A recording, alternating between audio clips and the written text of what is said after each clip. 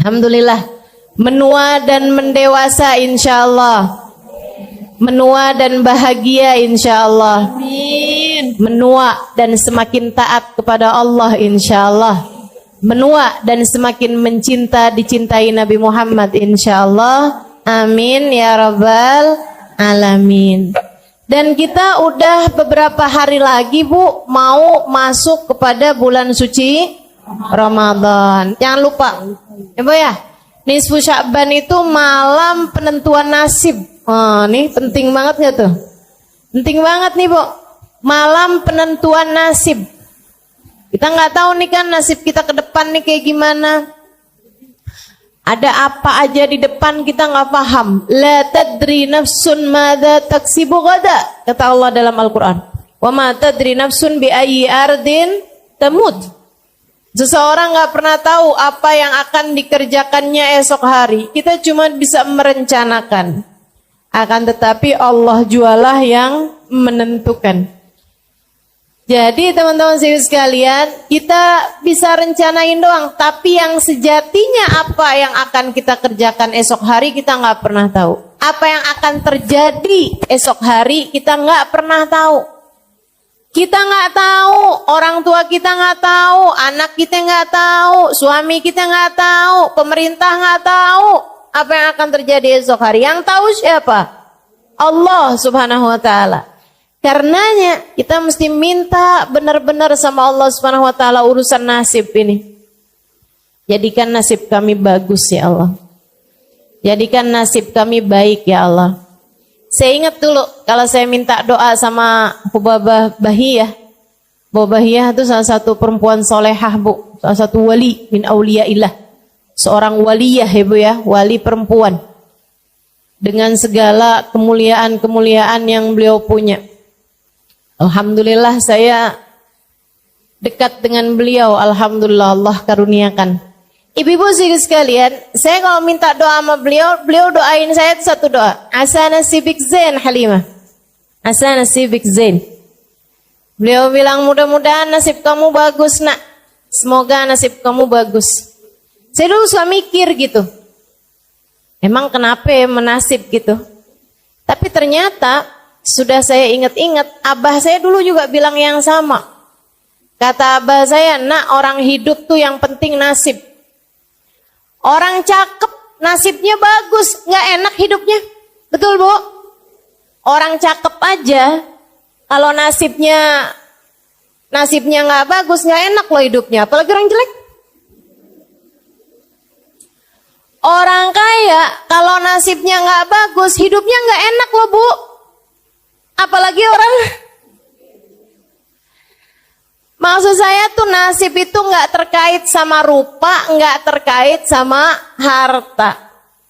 Kalau orang tuh sama Allah dikasih nasibnya bagus, enak aja hidupnya. Biar kata dia nggak seberapa dikasih apa-apa, tapi kalau nasibnya bagus tuh udah enak aja hidupnya. Punya harta cukup, Ibu ya. Mau pergi pengajian ada, kan begitu? Mau buat sedekah ada, mau ikutan nyumbang acara ada, kan begitu ya?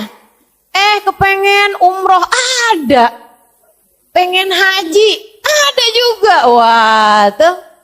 Itu namanya rezeki yang berkah, namanya nasib hartanya adalah harta yang bagus. Nah, kita minta kayak begitu tuh sama Allah Subhanahu wa Ta'ala. Makanya di malam nisfu Sya'ban, nanti ibu-ibu sekalian jangan lupa amalin nih bacaannya yang diajarkan, yang dilakukan oleh para guru-guru kita. Kabarnya ini diajarkan dari Nabi Muhammad. Sebab para sahabat ngamalin, para tabi'in ngamalin, para ulama-ulama sepanjang zaman ngamalin Bu. Saya belajar dulu di Indonesia 8 tahun sebelum saya lanjutkan ke luar negeri. Nah itu ibu-ibu sekalian, semua tuh ulama-ulama Jawa Barat, Jawa Tengah, Jawa Timur ngajarin sama semua dah malam nisfu Sya'ban baca Yasin 3 kali. Udah ibu ikutan ulama aja daripada ikutan yang gak jelas tuh bu. Baca Yasin malam nisfu Sya'ban bid'ah. Bid'ah tuh gimana? Bid'ah tuh dolalah. Kullu bid'atin dolalah. Semua bid'ah adalah sesat. Wa kullu dolalatin finnar. Semua kesesatan membawa neraka. Maksud kamu orang baca Yasin masuk neraka gitu? Lah ini kan rada enggak enak dipikir ya. Rada enggak pas gitu otak kita mikirnya. Jadi maksud kamu orang baca Yasin malam nisfu Sya'ban sesat. Terus kalau sesat masuk neraka. Berapa banyak orang-orang di mana-mana baca kalau malam nisfu Sya'ban Yasin 3 kali. Andai nih nggak ada yang ngajarin kecuali seorang ulama yang saya tahu sangat soleh, dia ngamalin dan dia ngajarin, saya sih akan ikut. Ibu betul nggak gitu? Misalnya ini ibu nggak ada yang ngajarin nih, tapi saya ngajarin ibu-ibu, bu, nanti malam Jumat ibu baca sholawatan ini dah, enak bu. Saya tuh kalau habis baca sholawatan ini tuh saya doa minta sama Allah tuh doa saya diijabah gitu, hati jadi lebih tenang. Ibu amalin apa nggak? Amalin. Nah diajarin sama satu orang saya aja, selibu tahu saya punya sanad ilmu. Maksudnya saya punya kapasitas ilmu untuk mengajarkan itu. Ibu akan amalkan. Apalagi bu yang ngajarin ulama banyak banget dah. Dari di Indonesia sampai ke luar negeri. Dan Nabi Muhammad telah mengatakan, lan tajtami' ummati ala dhalalah. Umatku ini gak akan pernah sepakat dalam kesesatan. Nabi itu yang bilang, umat saya gak bakalan sepakat dalam kesesatan tuh gak ada ceritanya. Nah ini menurut saya baca Yasin 3 kali di malam nisfu Sya'ban itu adalah sesuatu yang disepakati oleh umat. Bukan hanya di Indonesia. Jadi kalau ada yang bilang, itu tuh budayanya orang Indonesia, mainnya kurang jauh. Mainnya kurang jauh tuh butuh, suruh pergi tuh ke Yaman, suruh pergi tuh. Habib Zain bin Smith di Madinah ngajarin, ibu ya, suruh pergi tuh. Sayyid Maliki di Mekah ngajarin, ulama-ulama ngamalin. Ibu-ibu sekalian, suruh pergi ke Syekh Ramadan Al-Buti, ya bu ya, di Syria ngajarin. Pergi tuh ke Mesir, diajarin. Semua pada ngamalin kok. Nah kamu nggak ngamalin ya, ikutan siapa gitu kan? Nah insya Allah bisa kita amalin ibu ya. Apalagi menyangkut urusan sama nasib. Innallaha yatajalla fi lailatin nisf min Sya'ban fayaghfir illal musyrik wal musyahin. Kata Nabi Muhammad alaihi salatu wassalam, Allah akan menunjukkan rahmat, menurunkan rahmat anugerah kasih sayangnya pada malam nisfu Sya'ban. Dengannya, dengan kasih sayang tersebut, Allah memberi ampunan kepada hamba-hambanya yang mukmin, kecuali yang gak dapat ampunan siapa? Al-musyrik, orang yang menyembah selain Allah, wal musyahin, dan orang yang hatinya terdapat kebencian terhadap, dendam terhadap salah satu dari hamba Allah yang beriman. Nih, kesian nih, 2 orang tersebut nih gak bisa dapat rahmatnya Allah Subhanahu wa taala pada malam nisfu Sya'ban. Semoga kita terhindar darinya insyaallah. Amin. Baca Yasin 3 kali. Yasin yang pertama diniatin biar apa bu? Panjang umur dalam taat. Kalau minta panjang umur jangan asal panjang bu. Ibu mau umur panjang di atas tempat tidur kagak bisa ngapa-ngapain? Gak mau. Ibu mau panjang umur buat banyakin daftar dosa? Gak mau. Kita minta sama Allah panjang umur fi khairin wa lutfin wa afiyah. Bitaatillah, dalam taat kepada Allah, fi khairin wa lutfin wa afiyah, dalam kebaikan, dalam keselamatan dan dalam kesehatan. Insyaallah. Yasin yang kedua ibu baca dengan niat urusan rizki, ibu ya. Biar lancar, biar berkah, biar manfaat. Dan ibu jangan salah bu, rizki itu juga bukan hanya urusan uang, apalagi urusan makanan. Enggak sama sekali ibu ya. Rizki itu luas ibu-ibu sekalian. Karena manusia tuh punya 3 bagian nih. Ada badan, ada akal, ada hati. Semuanya ketiganya perlu rizki. Badan ibu perlu rizki. Buat makan, buat nutup aurat, buat tempat buat tidur, buat tempat buat bepergian. Kan gitu ibu ya? Maka yang namanya makanan, yang namanya sandang atau pakaian, yang namanya rumah, tempat tinggal, mau itu ngontrak, mau itu beli, mau itu nebeng. Ya Bu, semuanya sama aja, itu juga merupakan bagian dari rizki. Termasuk juga kendaraan, mau itu punya sendiri, mau itu nebeng sama teman, mau itu naik kendaraan umum, sama aja Bu. Itu namanya rizki juga gitu. Rizki juga. Ibu-ibu sih sekalian yang saya muliakan tuh rizkinya badan gitu ya. Kemudian ada lagi rizkinya akal. Maka ibu selain minta rizki yang badan, ibu juga minta rizki yang akal. Apa tuh? Ilmu yang manfaat. Ya kan gitu ya? Itu namanya rizkinya akal ibu tuh. Bisa punya ilmu. Dan buat ilmu itu Bu perlu guru. Makanya ibu juga perlu minta dikaruniai guru. Terutama buat anak cucu ibu dah. Ke depan nih waktunya kita nggak tahu zamannya akan jadi seperti apa. Maka ibu perlu membekali anak-anak cucu-cucu ibu dengan doa-doa. Doanya salah satunya adalah minta ya Allah, karuniakan untuk anak-anak cucu-cucuku ilmu yang bermanfaat dan guru yang memandu mereka menjalani kehidupan. Orang kalau ada gurunya insya Allah benar Bu. Kalau nggak punya guru nih bisa ngeblangsak mana-mana Ibu ya. Mama jangan baca doa nisfu Sya'ban mah. Itu bid'ah. Kamu taunya dari mana nak? Dari Google. Ini berguru sama Mbah Google. Bu ya. Berguru sama Syekh Yahoo nih, berguru sama yang enggak ada ininya gitu, sambungannya, gitu kan? Nah itu masalahnya tuh. Mudah-mudahan dah semuanya pada dikaruniai guru yang soleh, yang dapat membimbing jalan kehidupan kita. Insya. Kata Allah dalam Al-Quran, wa man yudlilillah falan tajida lahu waliyan mursyida. Siapa yang disesatkan oleh Allah, Allah tidak akan memberikan padanya seorang guru pembimbing.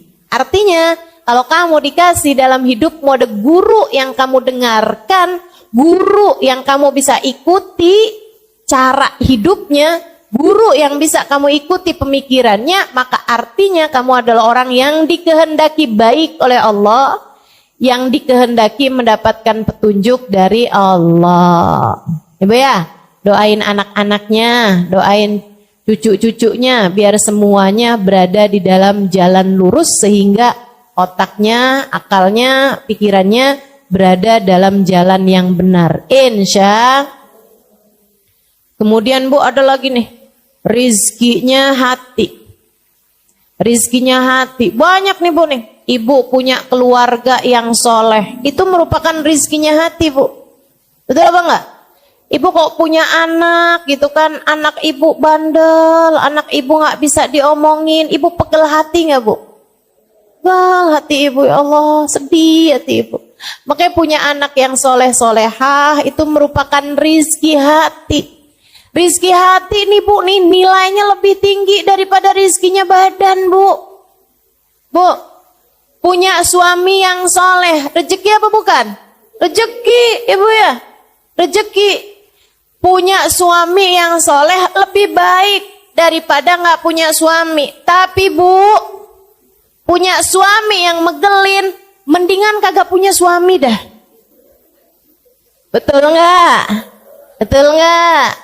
Betul. Jangan, ya Allah kasih saya suami deh ya Allah. Yang penting laki-laki dah. Enggak, ibu mesti punya standar gitu kan, yang soleh, bisa bawa kebaikan dunia akhirat. Rezeki tuh ibu-ibu sekalian, rezeki. Makanya minta tuh sama Allah rezekinya hati. Rezekinya hati tuh macam-macam ibu ya. Akhlak yang baik, itu juga rezekinya hati. Ya kan? Minta dikaruniai akhlak yang bagus, minta dikaruniai perilaku yang benar, minta dikaruniai kehidupan yang menyenangkan. Itu rizki-rizki hati tuh. Kita minta ke semua rizki ini dari Allah Subhanahu Wa Taala pada malam nisfu Sya'ban nanti. Ini saya sampaikan biar ibu-ibu nggak nyesel. Kalau ibu-ibu taunya nanti pas malam 17 Sya'ban, udah lewat nisfu Sya'bannya, ya ampun, kok baru tahu sih, kemarin doanya cuman gitu doang nih, gitu kan. Tapi kalau saya kasih tahu sekarang, ini kan udah deket nih, jadi ibu-ibu nggak nyesel. Kalau saya kasih taunya 2 minggu yang lalu, takutnya ibu-ibu keburu lupa. Apa ya gitu, Ustazah kemarin tuh ngajarin kayaknya penting dah, tapi apa gitu udah lupa lagi. Nah ini kan deket nih, insya Allah nggak lupa ya Bu ya. Baca Yasin yang pertama, niat panjang umur dalam taat. Baca Yasin yang kedua, niat rizki, zahir batin, rizkinya badan, rizkinya akal, rizkinya hati. Kemudian, ini yang paling penting nih, bergantung dengannya nasibmu di akhirat. Minta agar dimatikan di waktunya nanti dalam keadaan husnul khotimah. Karena kayak apapun senengnya hidupmu di dunia, nih andai orang hidupnya seneng banget nih di dunia, meskipun nggak ada yang kayak begitu. Orang tuh yang namanya hidup tuh pasti aja ada enak ada nggak enaknya kan. Tapi andai ada orang hidup seneng aja di dunia nih, tapi matinya suul khotimah, Bu, udah deh tuh. Jadi penyesalan sepanjang kehidupannya nanti di akhirat. Sebaliknya, kalau ada orang hidupnya susah terus, tapi matinya husnul khotimah, udah tuh. Bakalan jadi kesenangan nantinya di akhirat. Lupa sama semua kesusahan kehidupan kalau dia matinya dalam keadaan husnul khotimah.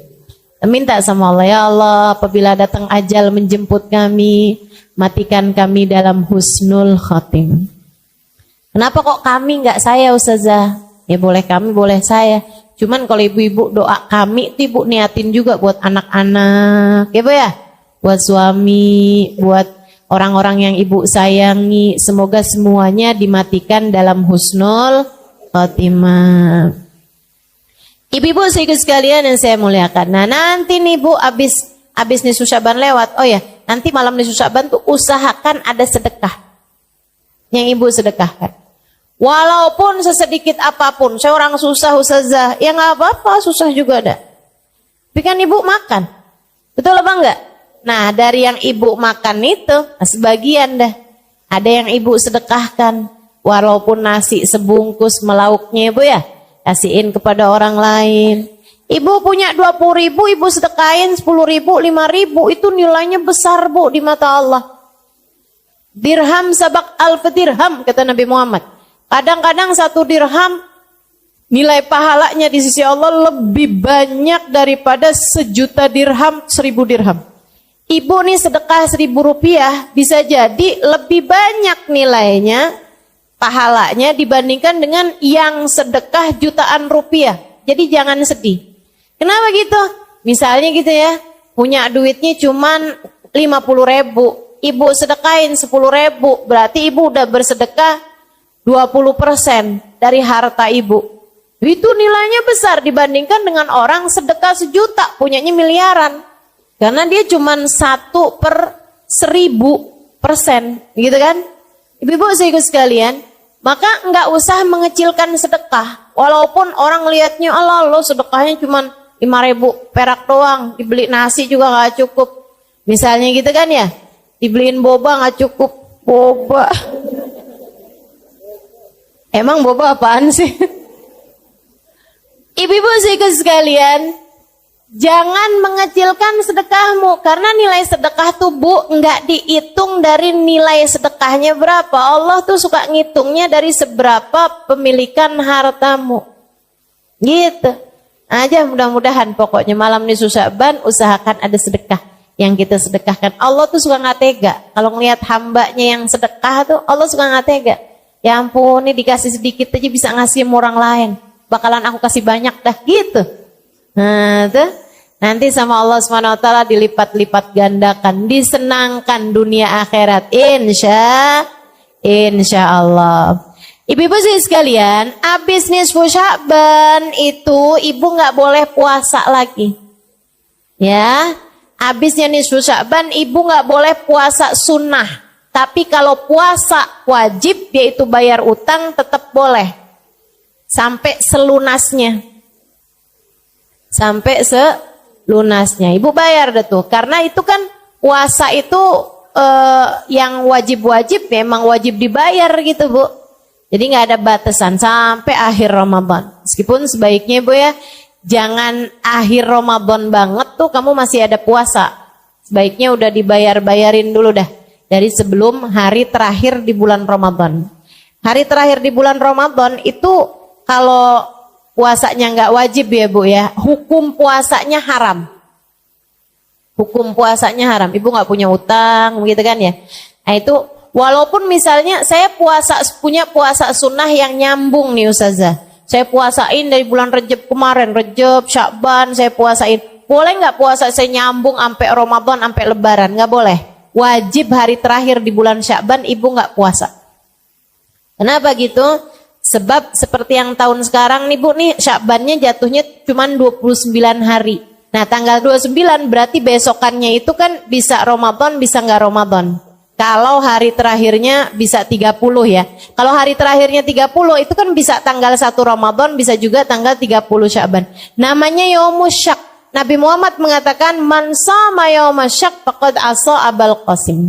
Siapa yang berpuasa pada hari terakhir di bulan Syakban, di hari yang diragukan apakah udah masuk puasa atau belum, faqad asa Abul Qasim, dia telah durhaka kepada Nabi Muhammad.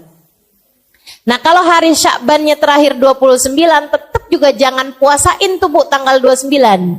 Walaupun ibu punya puasa sunnah yang nyambung. Kenapa gitu? Biar memisahkan antara puasa sunnah dari puasa yang wajib. Ya Bu ya?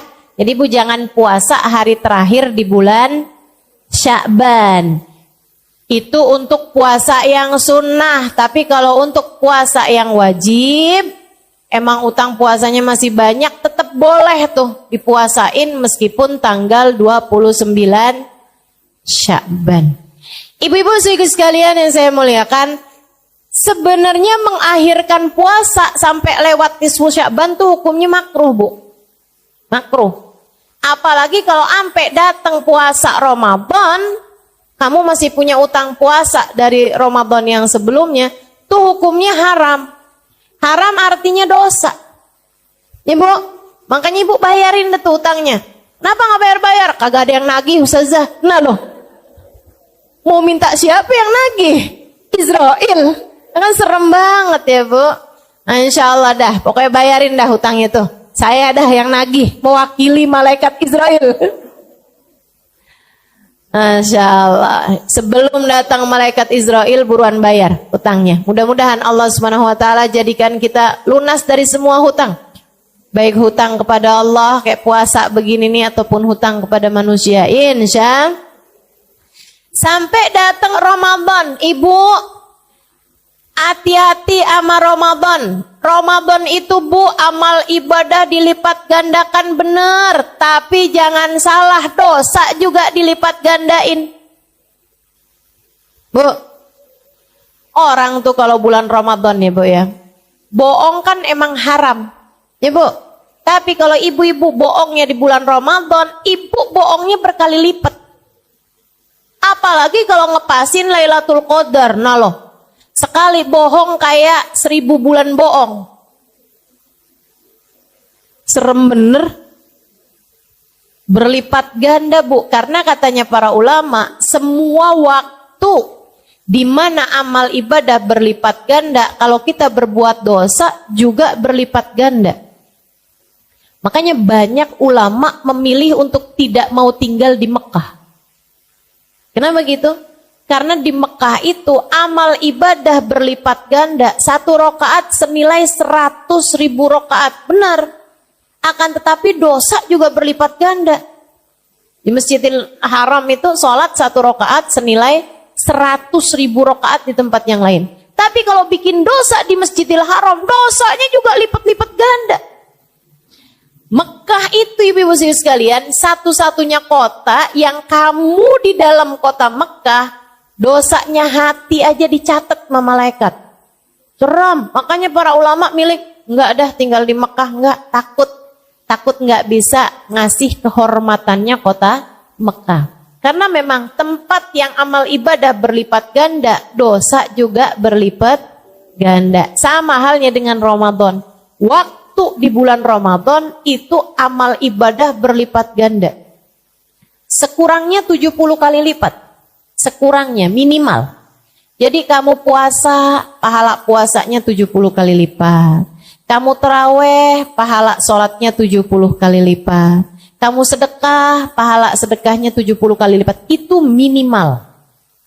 Ada yang bilang ampe 700 kali lipat. Ada yang bilang ampe 1000 kali lipat. Ada yang bilang bahkan bisa lebih daripada itu juga. Dan di bulan Ramadan itu ibu-ibu sekalian, ampunan Allah diturunkan banyak banget. Dan buat ngebantuin kita ibadah, buat ngebantuin kita diturunin ampunan rahmat, Bu. Allah segitu baiknya, Bu. Setan dicutiin dulu. Setan bebas tugas. Setan disuruh liburan, gak tahu deh tuh saya kemana gitu ya. Gak paham deh tuh. Yang pasti ibu-ibu sekalian, gak ada setan di bulan Ramadan. Setan yang ngebisik-bisikin dirimu itu loh. Yang ngebisik-bisikin kalau lagi duduk pengajian kayak begini, antuk ya, udah nggak usah dengerin ustadzahnya, udah tidur aja gitu. Dia sambil gini nih. Di mata kita jadi begini. Pernah ada yang merasa nggak? Mana orangnya? Saya. Ya Allah, apalagi yang deket-deket kipas sampai berat banget matanya. Itu tuh Bu, setan yang itu tuh kalau di bulan Ramadan nggak ada. Ustazah ada tahu. Maksud kamu gimana? Saya baca Quran ngantuk, bener dah Ustazah. Kata setan, bukan saya. Itu mah asli kamu deh tuh. Emang tukang ngantukan. Kalau ibadah ya. Masya Allah, Masya Allah. Jadi jangan ada yang nyalahin setan kalau bulan Ramadan. Setan bilang gak ikut-ikut. Saya gak ikut-ikut kata setan. Ayo Bu, bikin setan gak gampang masuk lagi sama kita habis lebaran. Bikin setan gak kenal sama kita habis lebaran. Mana di itu si Halimah? Kok kayak udah susah nih dimasukin. Itu ada caranya ibu sekalian. Ramadanmu dinaikin mutunya. Ramadanmu dinaikin tingkatannya. Imam Al-Ghazali dalam kitabnya Bidayatul Hidayah menerangkan tentang 3 kelasnya orang-orang saat berpuasa. Ya Bu, gimana tuh? Kata Imam Ghazali, ada puasa kelas umum, ada puasa kelas khusus, ada puasa kelas khususil khusus. Jadi ibarat naik kereta, ini ada kereta kelas ekonomi, ada kelas bisnis, ada kelas eksekutif. Ibu-ibu sekalian, yang kelas ekonomi nih Bu nih, takut nggak kebawa dah. Kayaknya nih duduknya pada di gerbong nih kayaknya. Kelas ekonominya kayak gimana nih? Puasa nih. Katanya Imam Ghazali, yang puasa hanya sekedar memuasakan perut dan farji. Artinya dia puasa, gak mau makan, gak mau minum, sama gak mau berhubungan intim ketika sedang berpuasa bagi yang sudah menikah. Begitu ya, puasa berarti gak boleh makan, gak boleh minum, gak boleh hubungan. Gitu doang dia. Tapi yang lain-lain masih jalan terus. Yang lain-lain tuh kayak gimana? Ngomongin orang jalan, bohong, gitu ya.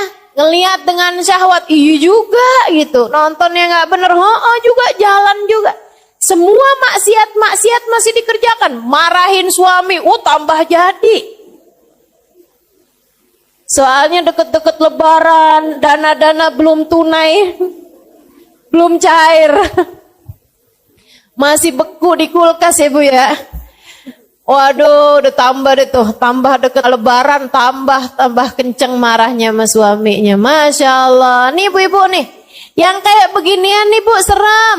Katanya Nabi Muhammad alaihissalam, kam min saim, laisa min siyamihi illal ju' wal atash. Berapa banyak orang puasa, gak dapat apa-apa dari puasanya, kecuali nahan lapar, haus doang. Bahkan Imam Abu Hanifah sampai menyebutkan nggak cuman nggak dapat pahala, tapi wajib diqadha puasanya. Kalau puasa kamu batal karena dosa-dosa yang tadi telah saya sebutkan, kayak bohong, ngomongin orang, gitu ya Bu ya. Itu katanya Imam Abu Hanifah, batal puasa kamu, ntar mesti diqadhain. Ya ampun, serem bener. Katanya Imam Syafi'i dan yang lain-lain, enggak, puasanya enggak batal, puasanya sah tapi enggak ada pahalanya. Nah, buat apa?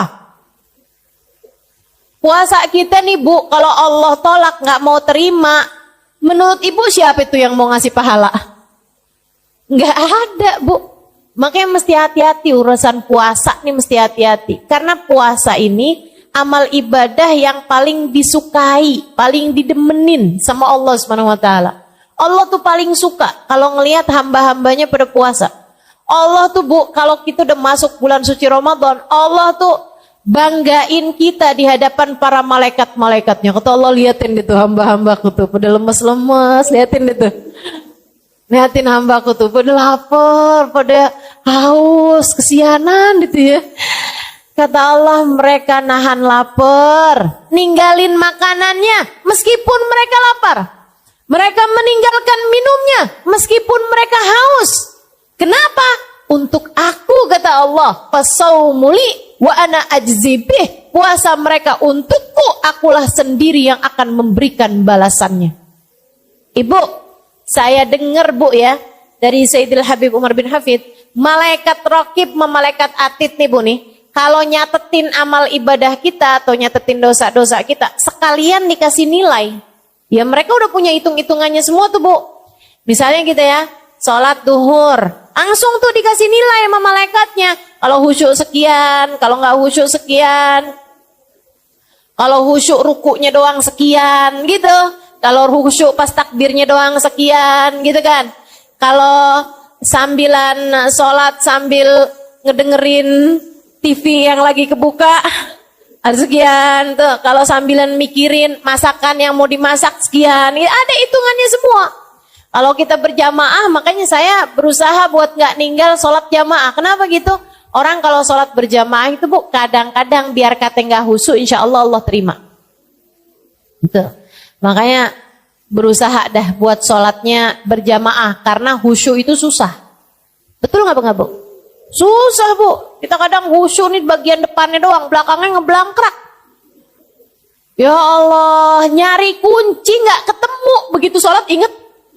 Ada nggak yang kayak gitu? Sama berarti kita. Karena mengingat khusyuk itu nggak gampang, saya berusaha buat sholatnya berjamaah. Begitu kan? Kenapa gitu? Nggak gampang khusyuk tuh. Nah kalau berjamaah insya Allah dah. Insya Allah, seapa-apanya insya Allah diterima sama Allah. Kata Allah, ijtama'u min ajli faqabiltu lijtimaihim. Mereka berkumpul karena aku terima sholat mereka sebab perkumpulan mereka. Nah ini malaikat ibu udah punya hitung-hitungannya semua. Termasuk ibu hadir majelis kayak begini nih, malaikat raqib Bu, udah tahu hitung-hitungannya. Kalau khusyuk dengerin berapa pahalanya gitu.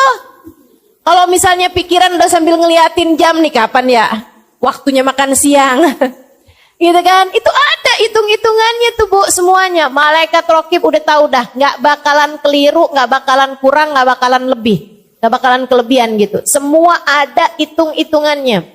Yang gerak-gerak mulu badannya, masa orang nggak boleh gerak-gerak Ustazah? Boleh, cuman yang kayak yang sibuk aja sama HP-nya, antaran lihat belakang, antaran lihat ke depan gitu ya. Enggak khusyuk tuh kan namanya. Kata Nabi, lausakan qalbu hadza lasakanat jawarihuh. Kalau hati seseorang tenang, maka akan tenanglah anggota tubuhnya. Insya Allah. Ibu-ibu, semua malaikat tuh punya hitung-hitungannya amal ibadah kita, kecuali puasa. Kecuali puasa. Jadi kalau ibu puasa, itu malaikat cuma tulis Halimah puasa. Gitu misalnya. Gitu doang, udah. Siapa yang ngasih nilai? Allah langsung. Makanya bahaya nih. Puasa nih bahaya. Amal ibadah yang paling disukai Allah, tapi Allah kalau nggak demen ditolak aja sama Allah. Nggak ada tedeng aling-alingnya. Nggak ada pengacara yang ngebelainnya gitu. puasa nih urusannya. Karena langsung sama Allah Subhanahu wa taala. Kalau malaikat tuh Bu tuh masih banyak istighfarnya buat kita nih hamba-hambanya Allah. Malaikat itu. Masih kayak yang mau katanya Ibu ya, malaikat itu ada di kitabnya Imam Al-Haddad, Risalah Mu'awana ya kalau nggak salah ya. Itu katanya Imam Al-Haddad radhiyallahu ta'ala anhu warḍah, kalau kamu bikin kemaksiatan, itu malaikat atid nggak langsung nulis dosa kita. Nggak langsung nulis. Katanya malaikat raqib bilang kayak gini, Tid jangan dicatat dulu Tid. Siapa tahu habis gini dia taubat, tar dulu Tid, tungguin. Gitu katanya Bu. Itu ada tuh, ada hadisnya, ada sanadnya Bu ya, ditulis tuh sama Imamul Haddad. Beneran ini. Kalau kita niat berbuat buruk, apalagi nggak ditulis sama dia. Baru niat doang tuh nggak ditulis. Tapi kalau niat kita berbuat kebaikan udah langsung ditulis. Kalau kita ngerjainnya ditulis dan diberi pahala minimal 10 kali lipat. Masya Allah. Tuh ibu-ibu sekalian. Jadi malaikat raqib sama malaikat atid tuh masih ada gitu. Masih ada yang jangan ditulis dulu deh dosanya, tar dulu. Siapa tahu dia taubat, tar dulu. Masih banyak rahmatnya orang, ya kecuali kalau udah gemes kali ya. Maksiat mulu nih kerjaannya, langsung tulis. Wallahu a'lam deh tuh. Tapi yang pasti ibu-ibu sekalian, malaikat raqib sama malaikat atid masih banyak rahmatnya gitu. Masih kayak yang saya ngelihatnya kayak ada, kayak masih ada jiwa pengacara mau membela kliennya nih Bu nih. Tapi kalau urusan puasa, malaikat pun angkat tangan. Allah sendiri yang akan menuliskan balasannya. Makanya begitu puasa ada ngomongin orangnya, kata Allah, aku tolak. Gak ada pahalanya apa-apa. Begitu puasa kamu ada bohongnya, kata Allah, aku tolak. Puasa macam apa ini? Begitu kamu puasa, kemudian kamu marah-marahin anak, hati anak sedih gitu. Allah bilang, kenapa dia berbuat begitu kepada hambaku? Aku tolak puasanya. Kamu mau ngomong apa? Ibu-ibu seriku sekalian yang saya muliakan, Nabi Muhammad tuh Bu benar-benar minta kita jagain puasa. Benar-benar minta kita jagain puasa, terutamanya yaitu ya, puasa kita itu jadi puasa yang enggak umum, kita naikin menjadi puasa yang khusus dengan memuasakan anggota tubuh kita dari dosa. Terutamanya dosanya lisan yang paling banyak bikin pahala puasa tuh habis. Pahala puasa hilang, itu kebanyakan dari dosanya lisan. Makanya ibu-ibu sekalian, bulan puasa jagain lisan. Jagain lisan. Makanya kenapa kalau bulan puasa pengajian pada libur. Kenapa gitu? Maaf ya Bu ya. Memang juga karena sepanjang bulan 11 bulan tuh anggap pelatihan kalau bulan puasa kayak waktu praktek gitu. Itu iya juga. Dan juga biar ibu-ibu lebih konsentrasi ibadah-ibadah kayak baca Quran dan lain sebagainya. Itu iya juga. Tapi juga Bu, karena kita nih perempuan-perempuan nih kalau udah kumpul-kumpul, mulut kita nih suka rada nyerempet gitu. Ya, yang nggak niat ngomongin orang aja nyerempet jadi ngomongin orang. Betul apa enggak? Apa kabar Bu? Baik, masih bagus nih. Ya kan ya? Kemarinan nggak kelihatan. Iya nih lagi ada masalah sama suami. Tuh. Yang satu demen curhat, yang satu kepo. Ya udah kan pas. Emang ada masalah apaan Bu? Iya gitu dah tuh ya. Gimana ya biar jadi kayak istri orang gitu. Emang selama ini istrinya siapa genderuwo gitu. Ya Allah. Ibu-ibu sekalian yang saya muliakan, pokoknya emang bulan Ramadan tuh Bu tuh, saran saya emang sebaiknya Bu kalau bisa diusahain nggak banyak ketemu orang tuh ahsan. Lebih baik. Kenapa gitu? Itu dia dah. Udah ketemu orang banyak inian tuh akhirnya jadi nyerempet. Ini dah gitu. Bohong. Itu udah harus banget ditutup kamusnya. Jangan ada kebohongan di bulan Ramadan. Kalau habis tarawih gimana Ustazah? Ya sama aja. Bulan Ramadan tuh dosa dilipat gandain.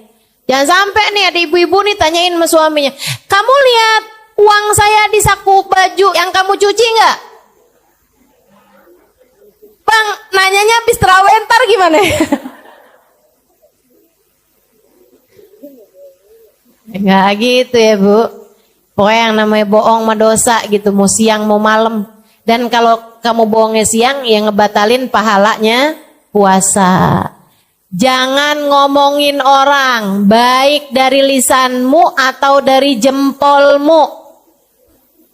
Sekarang banyak nih orang ngomongin orang nggak pakai mulut lagi ya Bu ya, tapi pakai jempol. Ya Allah Bu, di pengajian ada tuh yang WhatsApp sama temennya.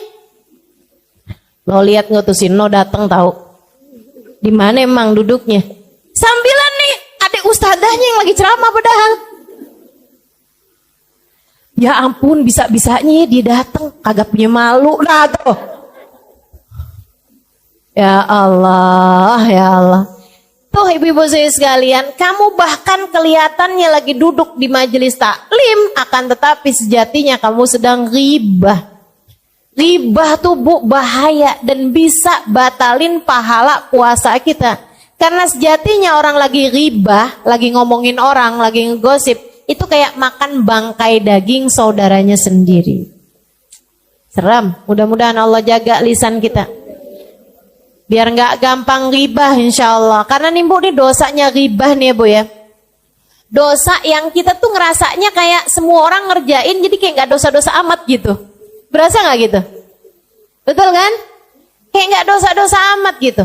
Nah, ibu-ibu kalau dibilang makan daging babi, wih, kayaknya udah dosa banget, neraka tuh pasti. Kan begitu ya? Si ibu itu dia Islam loh, tapi dia bisa loh makan daging babi. Ya ampun, dimasak kemarin makan daging babi. Iya, astagfirullah. Diomongin, padahal dosanya ngomongin itu lebih gede daripada dosanya makan babi. Bukan berarti ibu makan babi aja dah kalau gitu. Nggak gitu juga. Nggak gitu juga. Tapi maksud saya tuh dosanya lebih gede gitu. Kata Imam Ghazali yang gitu ngasih perumpamaan.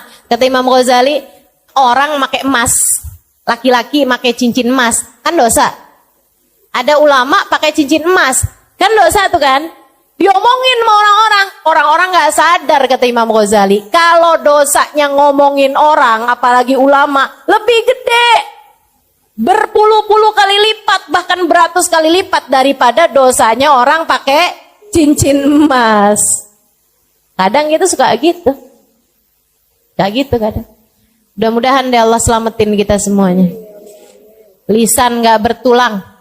Ya Bu ya, kita mesti punya kendali terhadap lisan kita, tahu apa yang mesti diomongin, apa yang nggak perlu diomongin. Juga bulan puasa nih Bu, biar puasamu naik menjadi kelas khusus tadi ini, kelas bisnis. Ibu mesti jagain lisannya dari menyakiti hati orang. Hati-hati Bu, bahaya. Bu, bahaya. Termasuk anak sendiri. Ibu jangan suka nyakitin hati anaknya. Dibangunin susah sahur, akhirnya keluar kata-kata yang gak bagus. Jangan, nanti yang nyesel dirimu sendiri. Ini gak kayak anak orang nih. Kayak anak apa? Kalau ibu nyebutin nama salah satu binatang, anak sakit hati kan. Meskipun anak kalau bisa nyaut, ya kalau saya anak monyet, ibu induknya dong. Untung aja anak-anak kita tuh sopan-sopan loh Bu. Betul apa enggak? Anak-anak kita tuh santun-santun. Ibu suka marah kalau ibu ngajak anak ibu ngomong, anak ibu pegang HP. Betul apa enggak? Coba diingat-ingat. Nah, kalau ibu ngomong, HP-nya ditaruh dulu. Nih ibu mau ngomong penting nih, liatin muka ibu, liatin. Saya ini ibumu loh nak, surga kamu tuh udah di bawah kaki saya. Ada yang suka gitu? Enggak ya? Enggak segitu dramanya ya? Ibu-ibu sekalian, kita marah kalau kita ngomong anak kita pegang HP. Tapi betapa seringnya anak kita ngomong dan kita pegang HP, ngaku. Betul apa enggak? Dan alhamdulillah anak kita santun-santun. Saya nggak pernah lihat tuh yang anaknya ngomong kayak gini. Ibu, saya lagi ngomong ya Bu ya. Coba taruh HP-nya. Nggak pernah lihat saya. Nggak pernah lihat. Santun anak kita, Masya Allah. Maka ibu-ibu sedikit sekalian yang saya muliakan, jagain hati anakmu. Kalau kamu sendiri nggak pinter jaga hati anakmu, siapa lagi yang akan jaga hati dia? Kalau dalam rumah dia tidak mendapatkan kedamaian, di mana lagi dia akan menjadikan sebuah tempat sebagai tempat dia berpulang. Orang kalau nggak dapetin damai di dalam rumahnya, mesti di mana lagi? Kesian, mau di jalanan. Kesian banget anak-anaknya. Udah Bu, lupakan semua kemarahanmu, lupakan semua kekesalanmu sama anak. Ibu-ibu sedikit sekalian, anakmu, kata Imam Ghazali alaihi ridwanullah, adalah bayanganmu. Kalau kamu pengen bikin anakmu lurus, kamunya mesti lurus. Hubabah Zahra, ibunda dari guru saya Al-Habib Umar bin Hafid. Guru kami Al-Habib Umar bin Hafid, guru kita semua Al-Habib Umar bin Hafid. Itu ibu-ibu sekalian punya anak soleh-solehah semua. Banyak anaknya Bu, soleh-solehah semuanya ibu-ibu sekalian. Lebih dari 10 orang anaknya.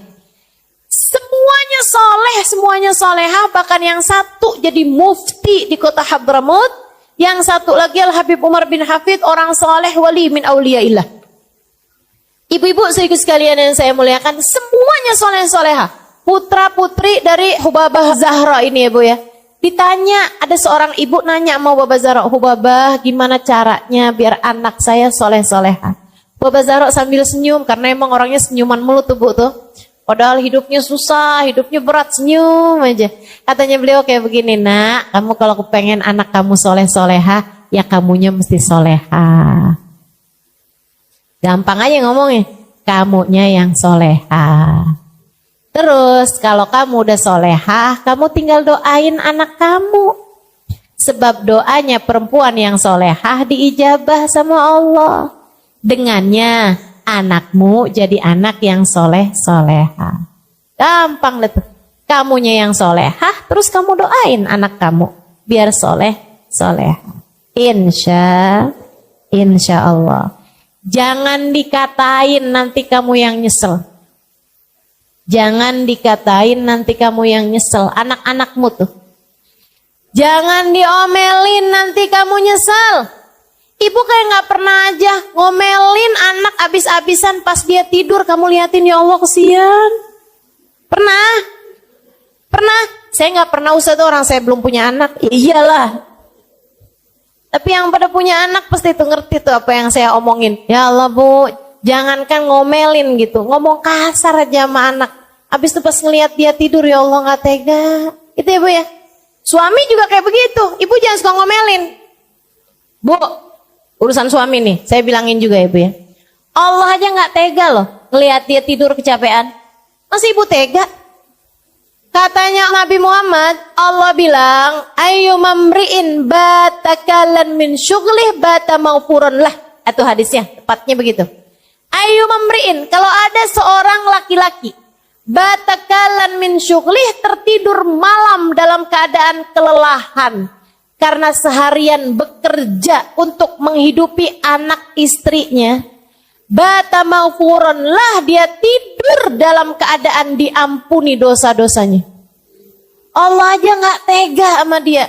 Kecapean, pengorok kayak gitu seharian kerja nih. Ada yang jadi supir Gojek. Ibu ya, ada yang jadi tukang. Ada yang kerja jadi guru. Ada yang kerja apalah segala macam pekerjaan-pekerjaan suami kita. Kecapean seharian tuh dia kerja, malam-malam tidurnya sampai ngorok. Kita sebel aja, ampun nggak bisa tidur nih, gimana ya? Gitu sumpet apaan nih ya? Biar suara ngoroknya nggak kedengeran gitu kan? Kita balikin, dia miring ngoroknya. Ya Allah, kita tendang aja bagaimana nih, ya ampun, astagfirullah. Ibu-ibu sedikit sekalian, Allah aja nggak tega loh. Padahal dia kerja tuh, sampai capek ngorok, bukan buat Allah, buat kamu. Masa Allah aja nggak tega, kamu tega sih sama dia? Kesian, ya. Meskipun kalau ada suami juga saya bakalan bilangin nih, sian sama istrinya. Sian. Kamu omelin seharian, kamu tidur lihat dia gitu, kamu tega? Nggak tega juga. Istri kamu tuh loh, perempuan gitu ya, dengan segala kelemahannya, dengan segala hatinya yang lembut, dia mau ngurusin kamu, walaupun kamu belum tentu mau kurus. Dia mau ngurusin anak-anaknya. Yang adalah anak-anak kamu, gitu kan. Kasihan tuh. Ya Allah. Allah aja gak tega, sampai dijadikan surga berada di bawah telapak kaki. Masa kamu tega sih? Maka berumah tangga nih, mesti yang saling sayang. Dah, hilangkan segala kemarahan-kemarahan.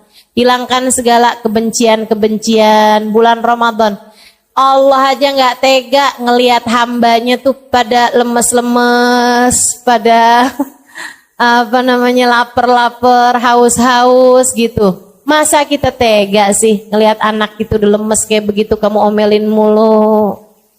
Bu, orang kalau lagi puasa tuh tidur aja berpahala loh. Kan begitu ya? Naumus shaim ibadah. Kata Allah, tidurnya orang lagi puasa nilainya ibadah. Allah aja gak tega, dia tidur aja ditulis pahala. Masa kamu tega-teganya sih? Bang, puasa tidur mulu. Ya Allah, Bu, Allah yang gak tega. Kamu ngeliat anak kamu tidur, puasa tidur aja kerjaannya. Ayo bangun, sholat, ayo baca Quran. Ini gitu segala macam kamu omelin. Ya Allah, Bu, dia tidurnya ibadah, kamu ngomel dosa. Nih, mikirnya yang benar nih. Dia lagi ngerjain ibadah loh, Bu. Kamu bangunin. Yang ada kamu yang dosa. Dia lagi ibadah, kamu gangguin.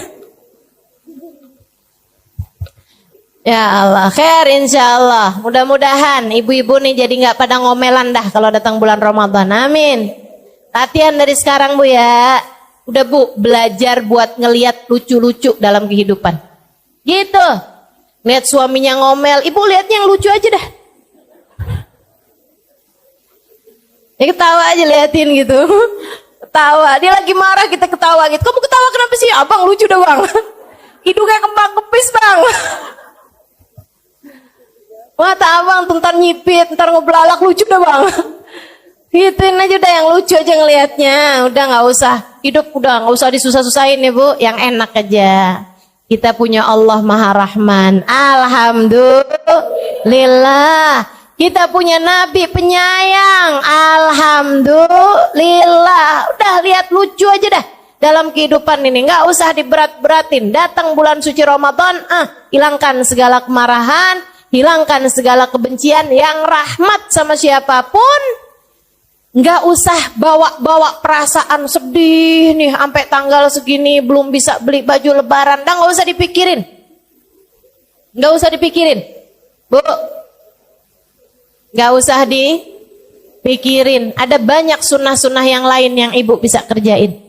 Nah nggak usah. Lagian kalau Allah kasih rezeki sih Bu, nggak ada siapapun bisa menghindari. Ya Bu ya. Udah Allah mau ngasih dikasih juga. Udah apa yang bikin hati ibu sedih, tinggalin. Ibu tahu nggak? Setan tuh Bu, ini di hari-hari setan nggak ada kayak gini nih. Setan tuh ngodain kita Bu, tidak hanya dengan ngajakin kita berbuat dosa. Akan tetapi setan tuh seringkali ngodain kita nih dengan cara dibuat hati kita putus asa, hati kita sedih, hati kita overthinking kata istilah anak zaman sekarang nih. Itu tuh seringkali bisikan-bisikan setan kayak ngilang-ngilangin nikmat yang Allah SWT berikan. Padahal kalau kita mau hitung nikmatnya Allah, nggak kebayang banyaknya. Udah, ibu nggak usah mikirin yang nggak ada. Ibu syukuri aja apa yang ada. Insya Allah. Sebab Bu, kalau kamu mau cari yang nggak adanya terus, kamu akhirnya nggak bisa bersyukur dalam kehidupan. Saya kasih tahu ya Bu ya, hidup ini nggak pernah ideal buat siapapun. Bu, nggak ada loh orang yang hidupnya ideal, hidupnya pas semuanya nggak ada Bu. Ada orang nih ya Bu ya, sakit-sakitan, hidupnya nggak enak, kan begitu kan? Sakit mulu gitu, dikit gini sakit, dikit gitu sakit. Enak apa nggak enak? Nggak enak. Kadang-kadang nih sehat orangnya ya Bu ya. Giliran punya suami, suaminya megelin. Ada yang suaminya baik, saudaranya nyebelin.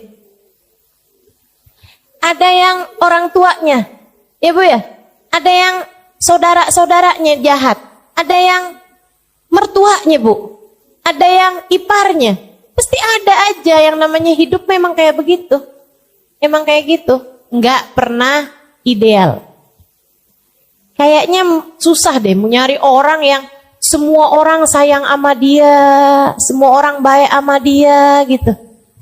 Orang Nabi Muhammad yang sempurna gitu aja Bu, dijahatin sama pamannya. Iya kan? Dijahatin sama tetangga-tetangganya, dijahatin sama orang sekampungnya. Apalagi kita yang kayak gini nih, pasti ada aja. Dan kita nih Bu, kalau mau nyari hal-hal yang bisa bikin hidup kita sedih, hidup kita merasa, katanya orang zaman sekarang insecure, ya Bu ya. Ngerasa minder, ngerasa sedih hati, mau dicari mah ada aja Bu. Orang tuh hidup nggak ada yang ideal, ya kan Bu? Nggak ada yang hidup pas tuh, hidup yang kayak begitu tuh, nggak ada. Tapi hati bisa pas, tapi hati bisa ideal. Manusia yang hatinya paling ideal, Nabi Muhammad SAW. Hidupnya nggak ideal Bu, Nabi Muhammad. Betul apa enggak? Ya gimana mau ideal hidupnya Nabi Muhammad, lahir aja udah nggak punya bapak, mau ideal dari mana? Anak umur 6 tahun ditinggal mati ibunya, mau ideal dari mana Bu?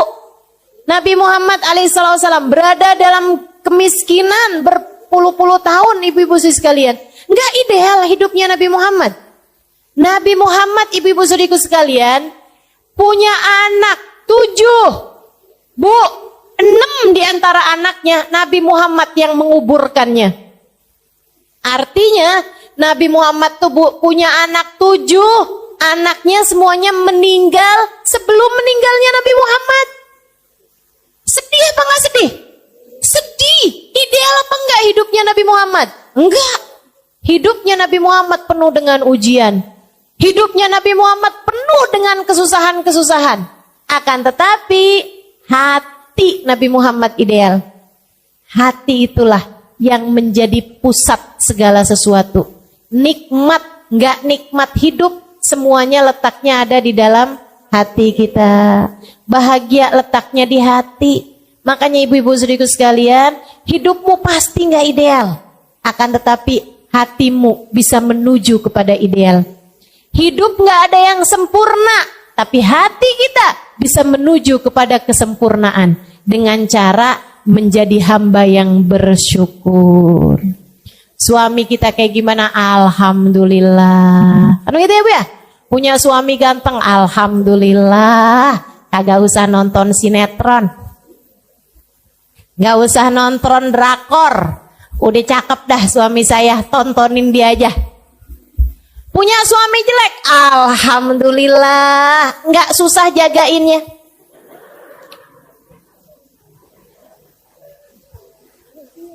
Agak ada yang mau sama dia. Jadi mutlak penuh.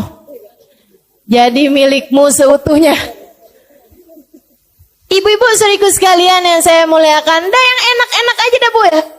Karena mau nyari ideal nggak ada, udah cari yang enaknya aja, bikin lucu aja hidup, nikmati aja hidup. Mudah-mudahan kita bisa jadi orang-orang yang senantiasa bersyukur. Insya Allah, jagain puasanya, jagain anggota tubuhnya, jangan biarin lisan ngomel mulu, jangan biarin lisan bohong, jangan biarin lisan ngomongin orang, ibu ya, jangan biarin mata ngelihat kemaksiatan, jangan biarin kaki melangkah ke tempat-tempat yang ada dosa-dosanya. Jangan biarin tangan ngerjain hal-hal yang dilarang sama Allah. Puasamu jadi puasa yang khusus. Naik lagi. Wah, naik lagi kalau ini sih kata Imam Ghazali, ini puasa buat para wali, buat para nabi, buat hamba-hamba yang udah emang tingkatannya tinggi-tinggi dah tuh. Kelas yang eksekutif tadi tuh Bu. Ya udah kita sih Yang penting puasa kita di kelas bisnis tadi tuh udah bagus gitu. Kita puasain anggota tubuh kita dari ngerjain dosa. Selama bulan Ramadan, jauhi segala perbuatan dosa, sebab dosanya jadi berlipat ganda. Lagi pula perbuatan dosa di bulan Ramadan takutnya bikin Allah nggak berkenan menerima puasa kita, akhirnya Ramadan kita jadi sia-sia. Puasa yang khusus yang kayak gimana lagi tuh Ustazah? Memuasakan seluruh waktu mereka hanya untuk Allah. Memuasakan seluruh anggota tubuh mereka hanya untuk Allah.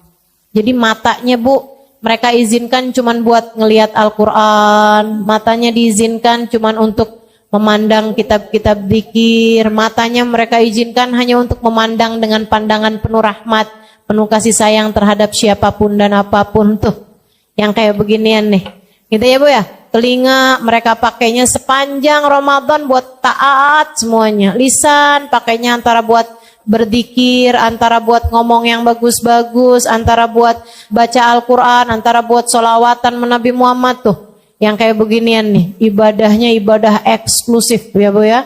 Kelas-kelas hamba-hamba Allah Subhanahu wa ta'ala. Imam Asy-Syafi'i Bu kalau bulan Ramadan hatam 60 kali hataman Quran.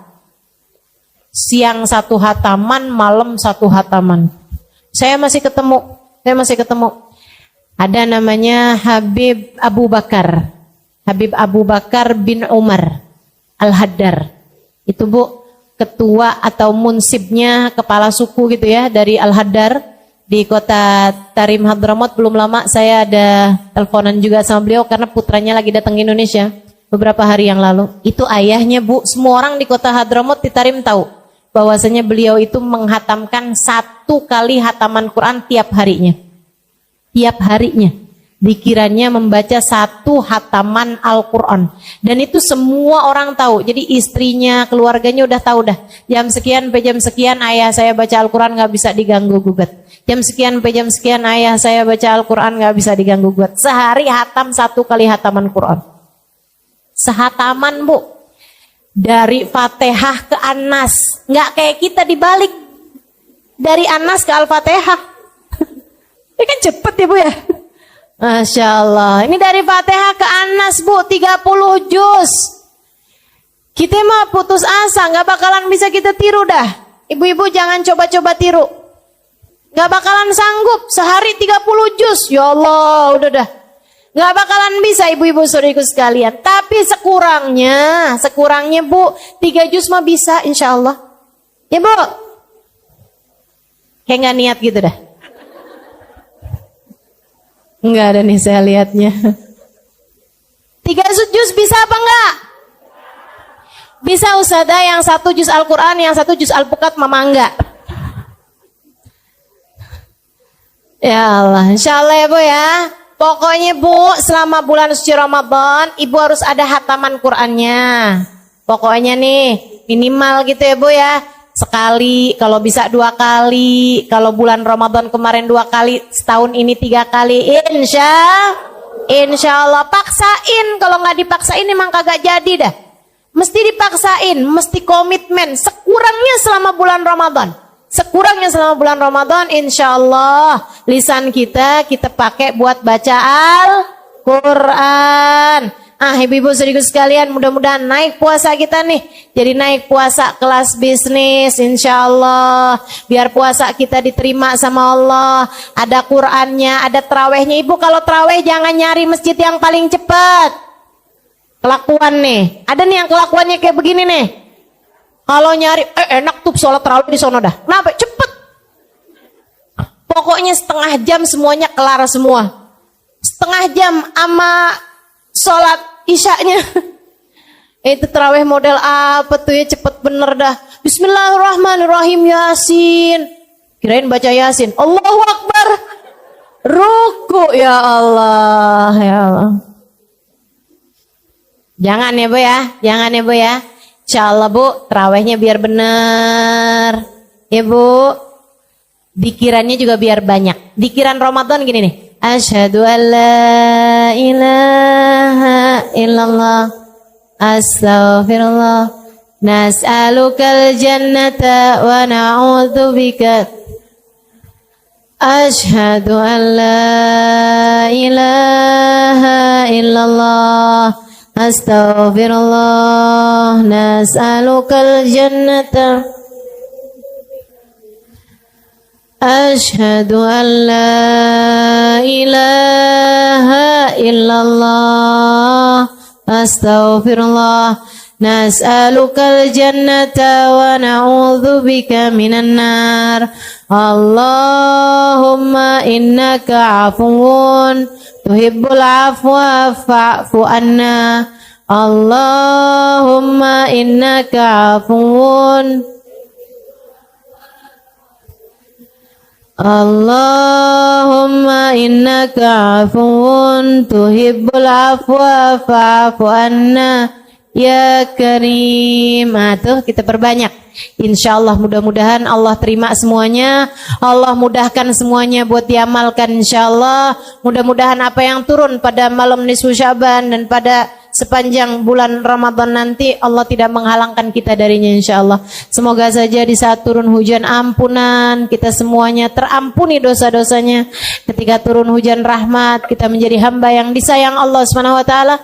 Ketika turun itkun minan nar, pembebasan dari api neraka, kita menjadi orang-orang yang telah dibebaskan Allah dari api neraka insyaallah. Mudah-mudahan Allah Subhanahu wa taala menjadikan kita di bulan Ramadan semakin dekat dengan orang-orang saleh, semakin dekat dengan hamba paling saleh Nabi besar Muhammad sallallahu alaihi wasallam, karena kita mengikuti cara beliau menjalankan bulan suci Ramadan.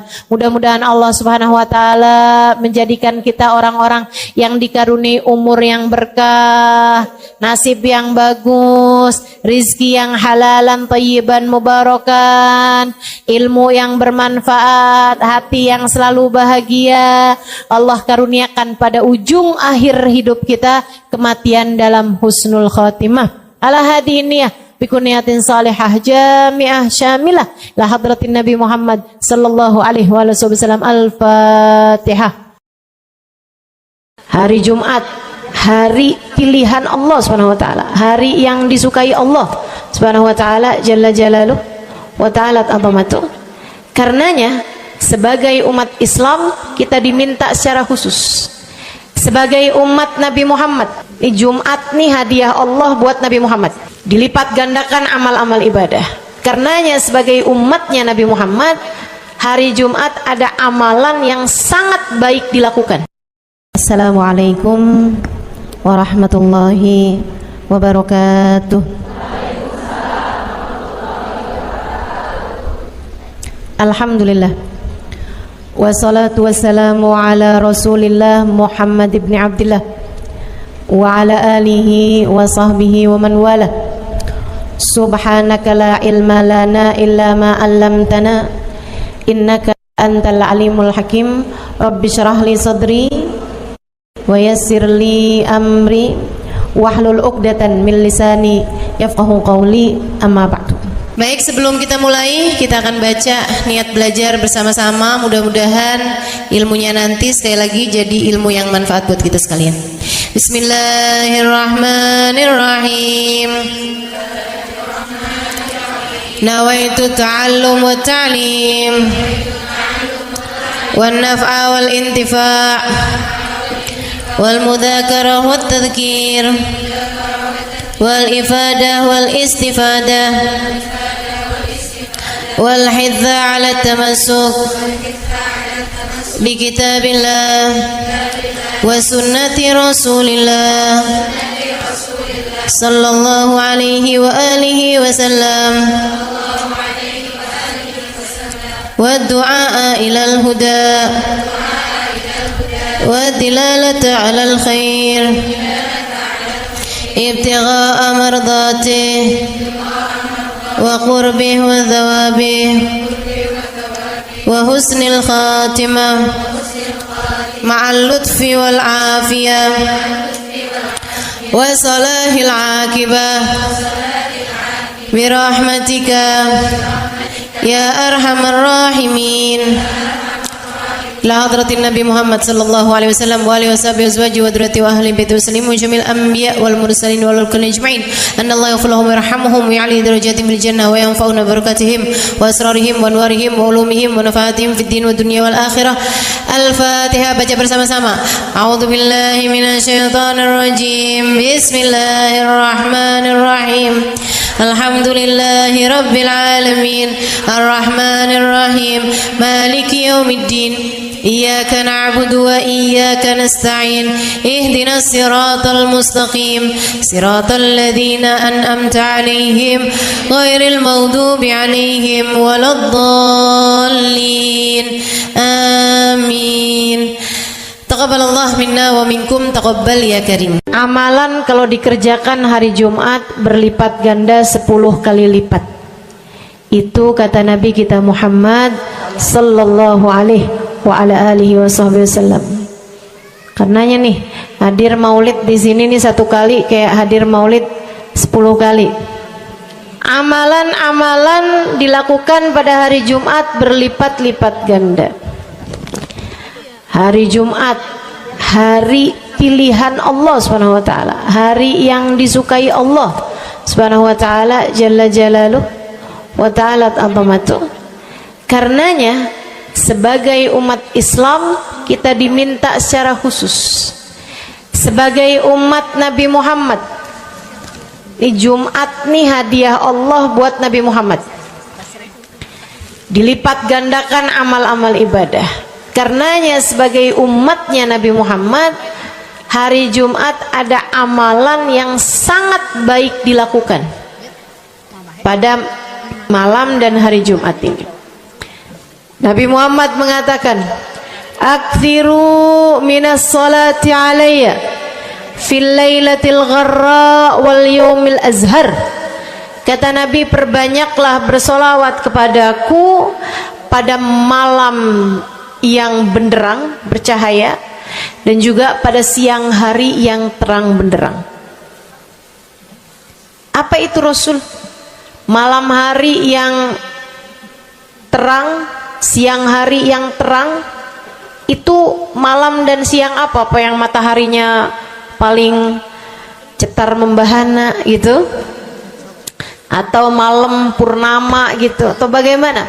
Kata Nabi Muhammad, pada malam Jumat dan pada hari Jumat. Ini yang sekarang kita berada. Disunahkan, dianjurkan, direkomendasikan kita umat Islam untuk secara khusus memperbanyak bersolawat kepada Nabi besar Muhammad. Maka kita hadir pada maulid hari ini, pagi ini, mudah-mudahan dapat banyak keberkahan.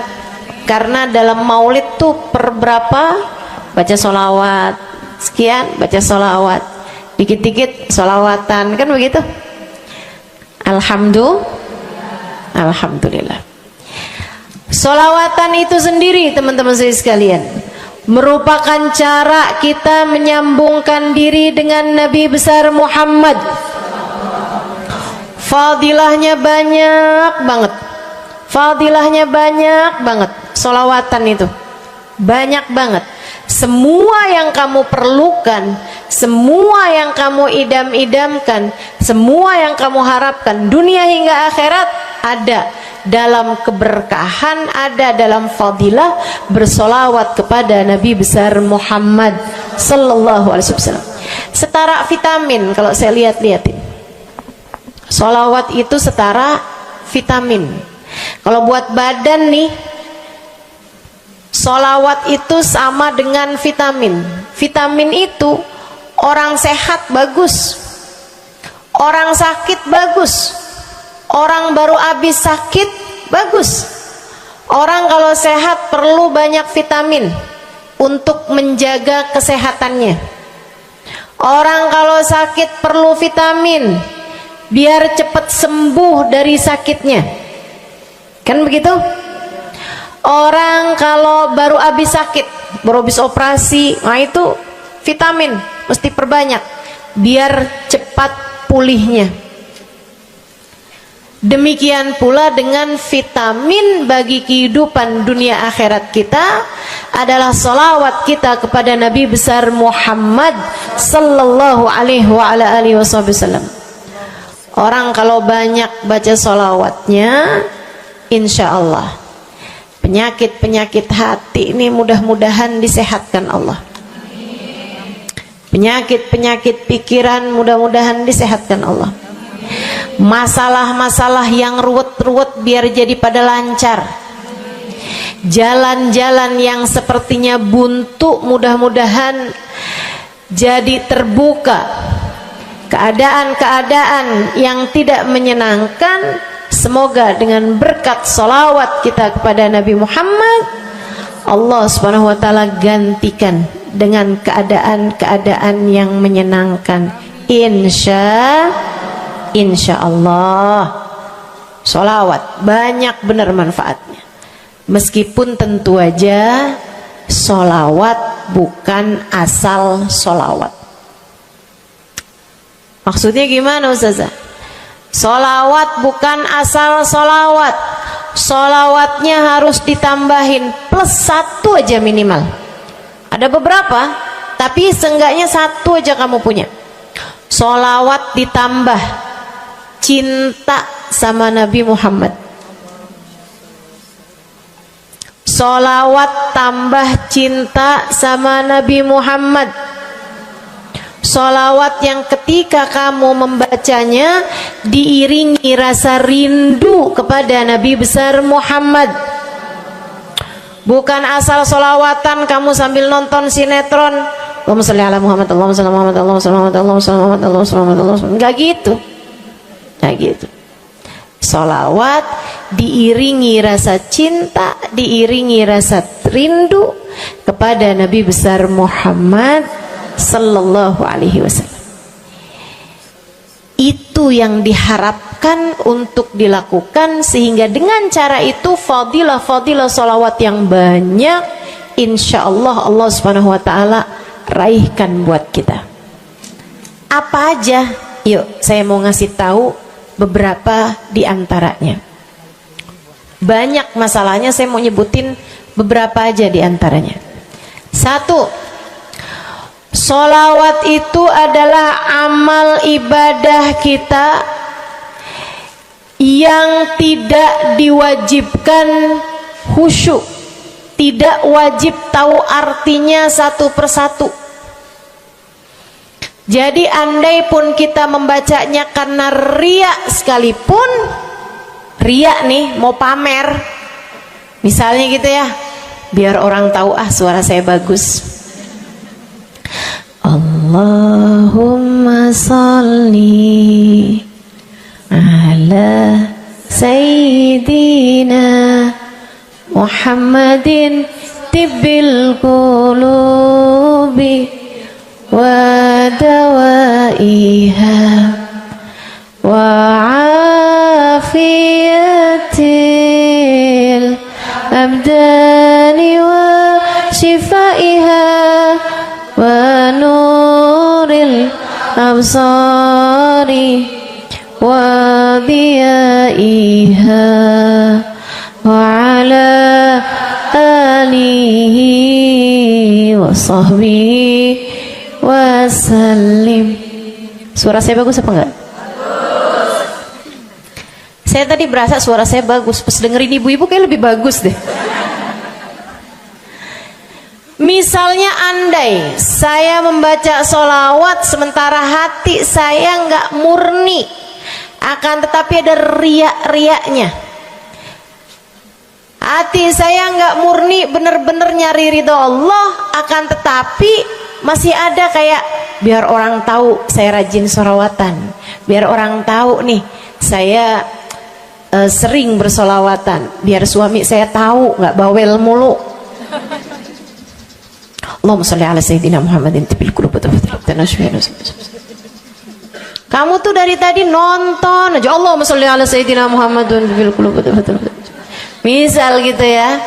Pokoknya yang namanya sholawat itu andai pun dibaca tanpa kehusyuan dan ada riaknya sekalipun, itu masih mungkin untuk diterima sama Allah.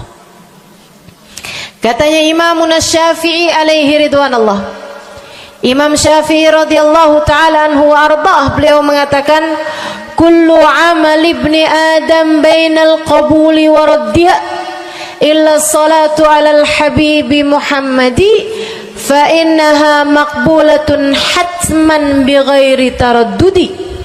Semua amal ibadahnya manusia nih ada yang diterima, ada yang ditolak. Amalan kita nih ada yang diterima, ada yang ditolak. Amalan dari orang Islam yang hatinya punya cinta sama Nabi Muhammad. Amalan dari orang Islam yang hatinya punya cinta sama Nabi